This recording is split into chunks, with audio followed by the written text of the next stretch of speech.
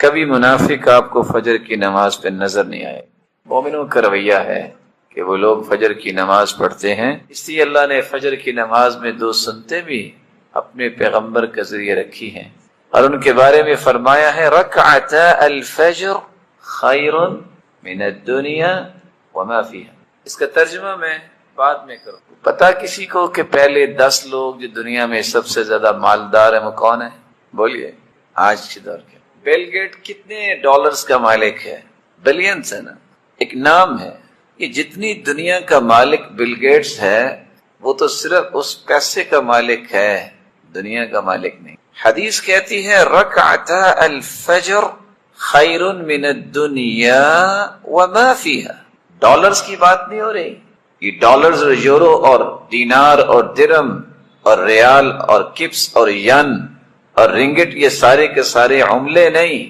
جتنی دنیا ہے اور جو کچھ اس میں ہے ان سب کو بیچ بھی دیا جائے تو 2 رکعتوں کی قیمت ادا نہیں ہو سکتی. یہی وجہ ہے اللہ کے رسول صلی اللہ علیہ وسلم نے پوری زندگی سفر ہو یا حضر ہو صبح کی سنتے نہیں چھوڑی، وتر نہیں چھوڑا. آپ سفر میں ہوتے ہیں، نماز قصر کرتے ہیں، آپ ظہر کی 2 رکعتیں پڑھتے، باقی 8 نہیں پڑھتے. عصر کی 2 رکعتیں پڑھتے، مغرب کی 3 رکعتیں پڑھتے، عشاء کی 2 رکعتیں پڑھتے. لیکن سفر میں بھی وتر اور صبح کی سنتیں نہیں چھوڑتے. اور فجر کی نماز اس لیے بھی اللہ جلال نے اس کی قسم اٹھائی ہے کہ فجر کو ڈیوٹیاں چینج ہوتی ہیں. جو فرشتے فجر سے لے کر عصر تک انسان کے ساتھ رہتے ہیں وہ فجر کے وقت آتے ہیں. وہ عصر کی نماز جب شروع ہوتی ہے تو واپس چلے جاتے ہیں، نئے آ جاتے ہیں. رسول اکرم صلی اللہ علیہ وسلم نے فرمایا کہ فجر اور عصر کے وقت فرشتوں کی ڈیوٹیاں چینج ہوتی ہیں. اللہ پوچھتے ہیں اچھا تم کدھر گئے تھے؟ حالانکہ اللہ نے بھیجا اور اللہ کے علم میں بھی ہے کہ کہاں گئے، لیکن چونکہ گواہی ان کی ڈالنی ہوتی ہے تو اللہ تعالیٰ پوچھتے ہیں. وہ کہتے ہیں من عند عباد لک فی الارض، اللہ زمین میں تیرے بندوں کے پاس گئے تھے. اچھا کیا کر رہے تھے؟ جواب سنیے گا. اتیناہم وہم یصلون وترکناہم وہم یصلون. اللہ جب گئے تب بھی نماز ہی پڑھ رہے تھے، جب آئے ہیں تو تب بھی نماز ہی پڑھ رہے تھے. اللہ تعالیٰ فرماتی ہے پھر گواہ رہنا. ام ہشام رضی اللہ تعالی عنہا جو حارث بن نعمان کی بیٹی فرماتی ہے لقد كان تنورنا وتنور رسول الله صلی اللہ علیہ وسلم واحدا سنتين او سنة وبعض سنة. 2 سال یا اس کے لگ بھگ میرے گھر کا تنور اور رسول اکرم صلی اللہ علیہ وسلم کی زوجات مطہرات جہاں کھانا پکاتی ہمارا یہ تنور دونوں گھروں کا تھا. ہم اکٹھی روٹیاں لگایا. وما اخذت سورة قاف الا عن لسان رسول الله صلی اللہ علیہ وسلم كان يقرأها كل جمعة على المنبر. میں نے سورة قاف یہ اللہ کے رسول صلی اللہ علیہ وسلم سے یاد کی. میں روٹیاں پکا رہی ہوں اور میں گھر میں ہوتی. اللہ کے رسول صلی اللہ علیہ وسلم اذا خطب الناس جب لوگوں کو خطبہ دیتے منبر پر کھڑے ہو کے تو اللہ کے رسول صلی اللہ علیہ وسلم نے اتنی بار سورت قاف پڑھی ہے کہ مجھے بار بار سن کے یہ پوری سورت یاد ہو. واصل ابن اسقع رضی اللہ تعالی عنہ روایت کرتے ہیں كان رسول الله صلى الله عليه وسلم يقرأ بقاف والقرآن المجيد في الفجر ونحوها. آپ صلی اللہ علیہ وسلم کا معمول یہ تھا کہ آپ صبح کی نماز میں سورت قاف اور اسی طرح کی صورتیں پڑھا کرتے. صحابی روایت کرتے ہیں رسول اللہ صلی اللہ علیہ وسلم نے فرمایا اعطیت مکان التوراة السبع الطوال. اللہ ذوالجلال نے تورات کی جگہ پہ مجھے 7 لمبی صورتیں عطا کی ہیں. وَأُعْطِيتُ مَكَانَ الْإِنْجِيلِ الْمَثَانِي اور انجیل کی جگہ پہ مجھے بار بار پڑھی جانے والی آیات عطا کی ہیں. وَفُضِّلْتُ بِالْمُفَصَّلِ اور مجھے فضیلت عطا کی گئی ہے مفصل صورتوں کے ساتھ. اور مفصلات جہاں سے صورتیں شروع ہوتی ہیں ان میں سے پہلی صورت سورت قاف۔ سیدنا عمر رضی اللہ تعالی عنہ سوال کرتے ہیں ابو واقد اللیثی رضی اللہ تعالی عنہ سے، ما كان رسول اللہ صلی اللہ علیہ وسلم يصلي الاضحى والفطر؟ یہ بتاؤ اللہ کے رسول جب عید الاضحیٰ اور عید فطر نماز پڑھاتے کون سی صورتیں پڑھتے؟ صحابی ابو واقد اللیثی بیان کرتے ہیں كان يقرأ بقاف والقرآن المجید، اور دوسری صورت اقتربت الساعة وانشق القمر، یہ دونوں عید الاضحیٰ اور عید الفطر میں یہ صورتیں بھی پڑھا کر۔ ہم عموماً سورۃ الاعلی اور سورۃ الغاشیہ ہی سنتے۔ السنن مہجورہ، کتنی سنتیں ایسی جو چھوٹ گئی سستی کی وجہ سے، کاہلی کی وجہ سے، بے توجہی کی وجہ سے۔ آج وقت ہے کہ اس ہستی کی ایک ایک سنت کو زندہ کیا جائے، اور جو اللہ کے رسول کی سنت سے جتنا پیار کرتا ہے وہ اللہ کے ہاں اتنا ہی مقام رکھتا ہے۔ احادیث کی روشنی میں یہ بات سمجھ میں آتی ہے کہ رسول اللہ صلی اللہ علیہ وسلم اگر بار بار خطبے میں یہ سورت پڑھتے ہیں، فجر کی نماز میں پڑھتے ہیں، عید الاضحیٰ میں پڑھتے ہیں، عید الفطر میں پڑھتے ہیں، اور صحابیاں بار بار سننے کی وجہ سے اس کو یاد کرتی ہیں، تو اس کا کتنا اہتمام کیا جاتا ہوگا۔ اور کیوں؟ یہ واحد صورت ہے جس میں توحید کا بھی تذکرہ ہے، رسالت کا بھی تذکرہ ہے، جس میں انسان کی موت کا بھی تذکرہ ہے۔ اگر کسی کو صبر نہیں آتا تو وہ کیسے اپنے اندر صبر پیدا کرے؟ اس کا سب سے پہلا طریقہ یہ ہے کہ زندگی کی حقیقت کو پہچانیے۔ الدنیا سجن المؤمن وجنت الکافر، یہ دنیا مومن کا جیل خانہ ہے اور کافر کے لیے جنت ہے۔ اگر کوئی شخص جیل میں چلا جائے، اس کا کمرہ بھی اچھا بنوا دیا جائے، فرنشڈ ہو، اس میں ہر ضرورت کی چیز بھی موجود ہو، ہے تو جیل نا، آزادی تو نہیں ہے اسے، ایک نہیں دسیوں محرومیاں اسے محسوس تو ہوتی ہے۔ مومن کے لیے دنیا جیل ہے، اس لیے تکلیفیں برداشت کرنے سے ہی اجر ملنے ہیں۔ اللہ کے رسول کا فرمان ہے قیامت کا دن ہوگا جب تکلیفوں کو برداشت کرنے کے اجر ملیں گے، اس وقت تمنا کرنے والا کرے گا لو ان اجسادهم قرضت بالمقارید، کاش دنیا میں کینچیوں کے ساتھ ہمارے جسموں کو کاٹ دیا جاتا، آج جتنا اجر ملا ہے یہ اس سے زیادہ مل جاتا۔ انبیاء پہ بھی مشکلات مصیبتیں آئیں لیکن انہوں نے برداشت کرنا سیکھا اور سکھایا۔ آج ہمیں بھی زندگی کے اس حقیقت کو پہچاننا چاہیے، اسے اگنور نہیں کرنا چاہیے۔ کبھی دل میں یہ سوچ نہ لایا کرے کہ دنیا میں کوئی تکلیف نہیں ہوگی، یہ دنیا ہی نہیں۔ پھر اگر دنیا میں بھی کوئی تکلیف نہ ہو تو جنت کی کوئی خواہش کرے گا؟ جنت میں کوئی تکلیف نہیں۔ صبر آتا ہے انسان کو اس طرح ہے، سب سے پہلے زندگی کی حقیقت کو پہچانیے۔ زندگی میں جہاں خوشیاں آتی ہیں وہاں انسان کو غمیوں کا بھی استقبال کرنا پڑتا ہے۔ ایک دوسرا طریقہ جس سے آپ اپنے اندر صبر کی صلاحیت پیدا کر سکتے ہیں وہ اللہ ذوالجلال نے قرآن مجید میں بیان کیا ہے۔ یا ایھا الذین آمنوا استعینوا بالصبر والصلاة ان اللہ مع الصابرین۔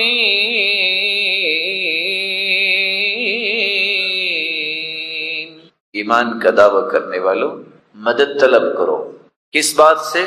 بالصبر والصلاة، نماز تم پڑھو گے، فرائض کی پابندی کرو گے، نوافل پڑھو گے، سجدہ کرو گے، اللہ تمہارے اندر صلابت اور قوت پیدا کر دیں گے کہ تم صبر کرنے والوں بنو۔ اور آپ صلی اللہ علیہ وسلم کا طریقہ بھی یہ تھا، كان اذا حزبه امر صلى، آپ کو جب بھی غم آتا، جب بھی پریشانی آتی تو آپ کیا کرتے؟ آپ اللہ کے سامنے سجدہ ریز ہو جاتے۔ عبداللہ ابن عباس رضی اللہ تعالی عنہ کو اطلاع ملی، جا رہے تھے، سواری پہ سوار تھے، اطلاع ملی کہ آپ کے بھائی اللہ کے پاس چلے گئے۔ سواری روکی، نماز شروع کر دی۔ ساتھی نے کہا یہ کیا؟ آپ جلدی پہنچیے. کہاں پہنچ کر کیا کروں گا؟ رب کی امانت رب کے پاس چلی گئی. میں تو صرف اس لیے نماز پڑھ رہا ہوں وہ طاقت تو مجھے مل جائے کہ میں اس صدمے کو برداشت کرنے کے قابل ہو جاؤں. کیونکہ اللہ کے قرآن نے یہ کہا ہے استعینوا بالصبر والصلاۃ. تم اگر اللہ ذوالجلال سے مدد طلب کرنا چاہتے ہو تو پھر نوافل پڑھو، تہجد پڑھو، نماز پڑھو اور فوراً اللہ کے سامنے سجدہ ریز ہو جاؤ. تمہارے اندر یہ طاقت آ جائے گی کہ تم بڑے سے بڑے صدمے کو برداشت کرو. ایک تیسرا طریقہ ہے جس سے انسان اگر صبر نہیں آ رہا تو اس کے اندر صبر آ جاتا ہے. اپنی زبان اس پہ اللہ ذوالجلال کا ذکر لاؤ اور اللہ کے رسول پر کثرت سے درود بھیجو. الا بذکر اللہ تطمئن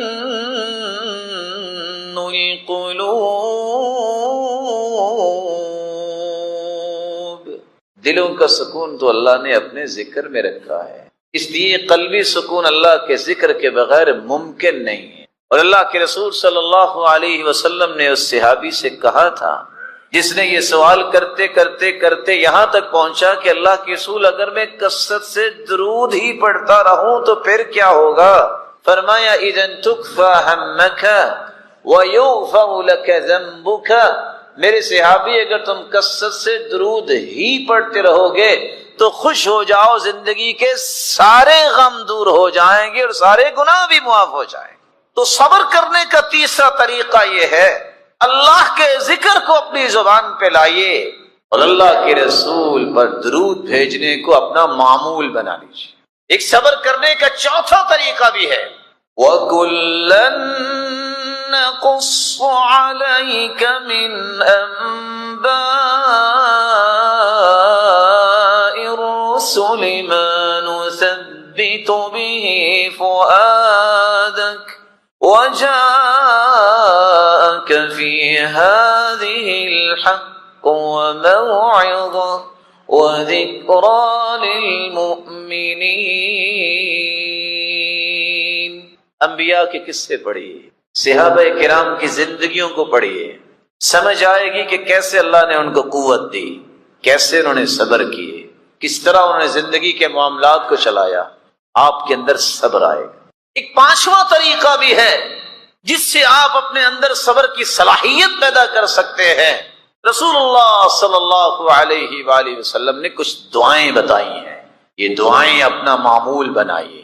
اذا اصاب احدا هم او غم او سقم او شدہ، کسی کو غم آیا، فکر نے گھائل اور نڈھال کر دیا، بیماری نے لاچار کر دیا، سختیوں کی چکی میں پس گیا ہے، صرف اتنے الفاظ بول دے اللہ ربی لا شریک لہ. اتنے الفاظ بولنے سے اللہ اتنا راضی ہوتے ہیں کہ غم بھی، ہم بھی اور سختیاں بھی اور بیماریوں کو بھی اللہ دور کر دے. اللہ اللہ ربی لا اشرک بہ شیئا. یہ شخص جو پڑھ لیتا ہے اللہ ذوالجلال اس کے غموں کو اور پریشانیوں کو دور فرما دیتا. اللہ کے رسول کان اذا رعہ شیء، آپ کو بھی جب کوئی پریشانی ہوتی تو آپ یہ بھی پڑھتے یا حی یا قیوم برحمتک استغیث. اللہ میں تیری رحمت کا ہی طلبگار ہوں. اللہم رحمتک ارجو فلا تکلنی الی نفسی طرفت عین واصلح لی شأنی کل لا الہ الا انت. یہ الفاظ پڑھنے والا کبھی کمزور دل نہیں ہو سکتا. التلبین مجمۃ لفؤاد المریض وتذهب ببعض الحزن. رسول اللہ صلی اللہ علیہ وسلم نے ایک چھٹا علاج بھی بیان کیا، تلبینہ کھاؤ، اس سے انسان کا غم بھی دور ہوتا ہے اور بیماری بھی، جو مریض ہے اس کی بیماری کو بھی لے جاتا ہے. ایک ساتواں اور آخری علاج رسول اللہ صلی اللہ علیہ وسلم نے فرمایا اگر کسی کو صبر نہیں آ رہا تو وہ میری موت کو یاد کر لے کہ اللہ کے پیارے پیغمبر بھی تو دنیا سے چلے گئے، صحابہ پہ کیا گزری ہوگی. رسول اللہ صلی اللہ علیہ وسلم نے فرمایا اللہ ذوالجلال اپنے فرشتوں سے پوچھتے ہیں اقبضتم ولد عبدی، ثمرۃ فؤادہ، جب تم نے روح کو قبض کیا میرے بندے جو دل کا ٹکڑا تھا کسی کا، یہ بتاؤ اس نے پھر کیا کہا؟ کہا اللہ حمیدک واسترجعک، اللہ تیری تعریف ہی کی ہے اور یہی کہا ہے انا للہ و انا الیہ راجعون، تعریف ہی کی ہے الحمدللہ انا للہ و انا الیہ راجعون۔ اللہ ذوالجلال فرماتے ہیں ابنوا لعبدی بیتا فی الجنہ وسموہ بیت الحمد، میرا آرڈر یہ ہے فرشتوں اگر اس نے تعریف کی ہے انا للہ و انا الیہ راجعون پڑھا ہے جنت میں کہ ایسا محل تیار کر دو ان کے لیے کہ قیامت کے دن جب جنتی جنت میں جائیں تو ہر دیکھنے والا اس محل کی تعریف ہی کرتا رہے۔ اللہ ذوالجلال ہمیں توفیق سے نواز دے۔ رسول اللہ صلی اللہ علیہ وآلہ وسلم نے طریقہ بھی بتایا ہے کہ آپ تہجد کیسے پڑھیں، شاید کہ دہرانے سے ہمیں یاد آ جائے، آپ کو علم ہی ہوگا، لیکن چند آداب جو اللہ کے رسول نے بیان کیے ہیں، کیونکہ کچھ لوگ کہتے ہیں جی کوشش تو کرتا ہوں اٹھا ہی نہیں جاتا، کچھ لوگ کہتے ہیں جی اٹھ تو جاتا ہوں بس ہمت نہیں پڑتی، تو یہ ایسا ہوتا ہے۔ کچھ لوگ کہتے ہیں بس گھنٹی لگائی تھی الارم تو بجا لیکن بات نہیں بنی، بس اٹھ کے بیٹھتا ہوں پھر سو جاتا ہوں۔ دوسرا کہتا ہے وضو کر کے آیا تو جی چاہ جو تھوڑا سا سو جاؤں تو پتہ چلا کہ فرض نماز بھی گزر گئی۔ یہ مختلف سوالات بتاتے ہیں کہ اللہ کے رسول کا طریقہ ان کو آ جائے تو ان کے مسائل حل ہو سکتے ہیں۔ طریقہ کیا؟ میرے ساتھ رہیں گے انشاءاللہ، کر دیں بیان۔ لگتا ہے تھک گئے ہیں، کوئی ہے میں اس کو دبا دوں میں تھکا ہوا ہے، آپ میرے ساتھ ہیں انشاءاللہ۔ اگر کوئی سچی تمنا رکھتا ہے کہ وہ تہجد پڑھے تو اس کے لیے پہلا کام یہ ہے کہ وہ رات کو سنت کے مطابق جلدی سو جائے۔ 4 لوگوں کو اجازت ہے، وہ اجازت وہ استعمال کر سکتے ہیں۔ علم والے لیٹ ہو سکتے ہیں، اللہ کے رسول صلی اللہ علیہ وسلم کے صحابہ بھی سیکھتے تھے، اور امام احمد بن حنبل وہ رات ساری ایک دوسرے سے علمی مذاکرہ کرتے رہتے، اور سیدنا ابو ہریرہ رات کا ایک پورا حصہ صرف حدیثیں یاد کرنے میں گزارتے۔ اجازت امت کے لیے اگر آپ نے کچھ سوچ بنانی ہے کہ امت کیسے بلند ہو سکتی ہے تو آپ لیٹ ہو سکتے ہیں، کیونکہ اللہ کے رسول بھی اور سیدنا ابوبکر بھی آپس میں مشورہ کرتے، رات لیٹ تک اور گئے تک یہ باتیں ہوتی ہیں۔ جائز اگر آپ کے پاس کوئی مہمان آ گیا ہے تو اس کی خاطر تواضع کرنے کے لیے آپ لیٹ ہو سکتے ہیں کہ وہ آیا ہے پریشان نہ ہو، اس کو کھانا کھلا کے اس کو لٹا کے آپ اسے بن تطیب خاطر المرأة۔ اور چوتھی اجازت یہ ہے کہ زوجین جو ہے وہ لیٹ ہو سکتے ہیں۔ اگر آپ کے پاس یہ عذر نہیں تو آپ کو اگر سنت سے پیار ہے تو آپ کو جلدی سونا چاہیے۔ یہ پہلا طریقہ ہے جس سے آپ تہجد کے لیے تیار ہو سکتے ہیں، اور اس کے ساتھ ہی دوسرا طریقہ ملا لیجئے جو شاید کہ آپ کے لیے نیا ہو۔ حدیث میں آتا ہے قیلوا فإن الشیطان لا تقیل، قیلولہ کیا کرو، شیطان قیلولہ نہیں کرتا۔ قیلولہ کیا ہوتا ہے؟ ظہر سے پہلے کچھ دیر اپنے آپ کو ریلیکس کریں، ظہر کے بعد فیلولہ ہوتا ہے، اور آج کی سائنس بھی یہ بتاتی ہے کہ only 26 منٹ 26 منٹ اگر آپ اپنے آپ کو لٹا لیں تو اس سے آپ تہجد کے لیے اپنے آپ کو تیار کر سکتے ہیں۔ دوسرا کام، آپ نے جب سونا ہے تو سونے سے پہلے آپ باوضو ہو کے سو جائیے۔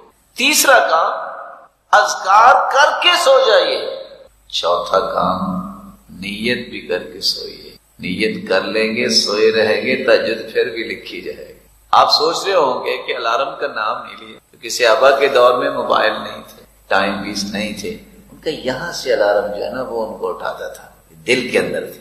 ہاں کوشش کر دیکھیے الارم بھی لگا لیں، لیکن نیت کر کے سوئیے، دعا کر کے یا اللہ یہ لذت مجھے بھی عطا کر۔ آپ سو گئے، رسول اللہ صلی اللہ علیہ وآلہ وسلم کی سنت کے مطابق آپ اگر ذکر کر کے سوئے ہیں سورۃ الملک ضرور پڑھیے، یہ قبر کے عذاب سے انسان کو بچاتی۔ تو پہلا کام ہم نے کیا کہا؟ اکٹھے آگے چلے گا۔ پہلا کام کیا کرنا؟ دوسرا کام جی، تیسرا کام، چوتھا کام ذکر کر کے سونا ہے، اور پانچواں کام نیت کر کے سونا۔ آپ سو گئے، اگر اللہ نے آپ کی نیت کو پسند کر لیا کہ واقعتاً یہ مجھ سے ہم کلام ہونا چاہتا ہے، میرا مالک ضرور اٹھائے۔ دل کی جو کیفیت ہوتی ہے نا، فیصلے اس پہ ہوتے ہیں۔ آپ اٹھے ہیں، بہت سارے اٹھنے کے بعد بھی فیل ہو جاتے ہیں، شیطان نہیں ان کو اٹھنے دیتا۔ آپ صلی اللہ علیہ وسلم نے چھٹا ایک کام کیا ہے کہ جب آپ صلی اللہ علیہ وسلم اٹھتے تو عبداللہ بن عباس کہتے ہیں استيقظ النبی فجعل يمسح النوم عن وجهه بيده۔ غور کیجئے گا، جب آپ اٹھے ہیں تو اٹھ کے آپ بیٹھ جائیے، بھاگیے نہیں، دوڑیے نہیں، او کتنا ٹائم ہو گیا۔ یہ افراتفری نا دین میں نہیں ہے۔ بڑے آرام سے، تحمل سے، سکون سے، وقار سے۔ ہم کس کے لیے اٹھے ہیں؟ آپ اٹھ کے بیٹھیے، الحمدللہ الذی احیانا بعدما اماتنا والیہ النشور، الحمدللہ الذی رد علی روحی وعافانی فی جسدی واذن لی بذکری۔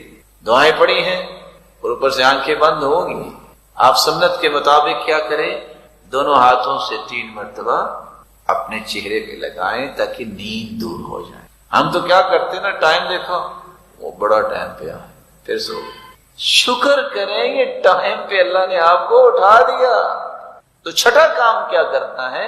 اٹھتے وقت بھی آپ کو دعا پڑھنی چاہیے، اللہ تیری ہی تعریف ہے جس دن دوبارہ مجھے صحیح سلامت زندہ کر، کیونکہ ہم رات سوتے ہوئے دعا پڑھتے ہیں اللہم بسمک۔ یہ نہیں کہتے ہم انام و استیقظ، میں اللہ کے نام پہ سوتا ہوں اور اٹھوں گا، اموت و احیا، میں اللہ کے نام پہ ہی مرتا ہوں اور زندہ کیا جاؤں۔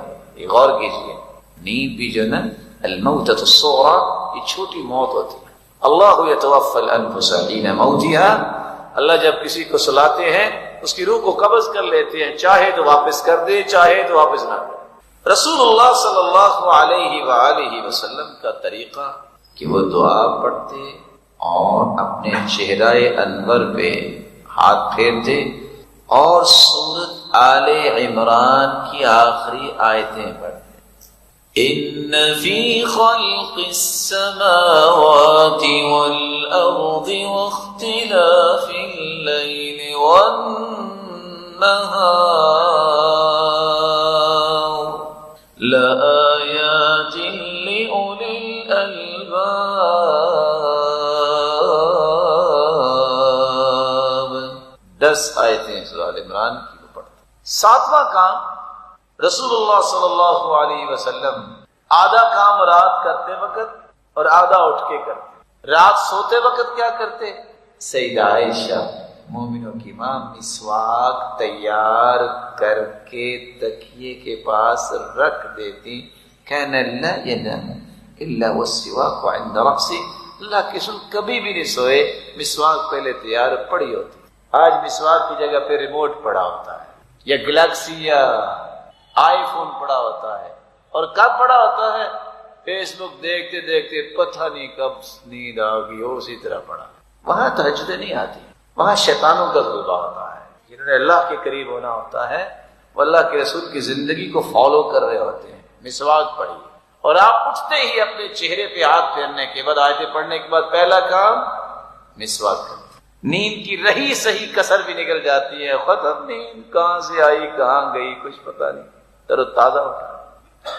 رسول اللہ صلی اللہ علیہ وسلم نے فرمایا تھا طیبوا افواہکم فانہا رق القرآن، اپنے منہوں کو صاف ستھرا رکھا کرو، یہ قرآن کے راستے ہیں۔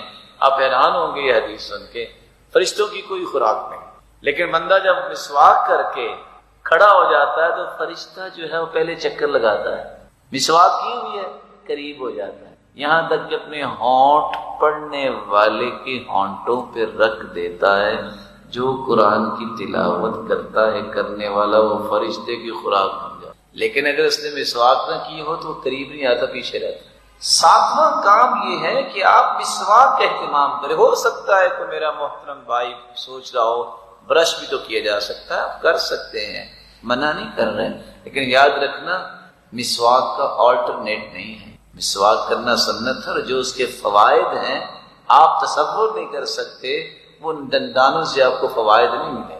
خصوصاً پیلو کے درخت کی مسواک اللہ کے رسول کو پسند تھی، اور اس میں آج تو طب نے بھی کتنی بڑی باتیں لکھی ہیں کہ کس طرح انسان کے مسوڑوں کی یہ ورزش کروا دیتی ہے، اور کس طرح اس کے خون کی سرکولیشن ٹھیک کر دیتی ہے، اور کس طرح انسان کی ان دانتوں کو تر و تازہ رکھتی ہے، اور مسوڑوں میں کسی قسم کی کمپلیکیشنز اگر ہوں تو یہ مسواک اس کو دور کرتی ہے، جبکہ برش یہ نہیں کر سکتی۔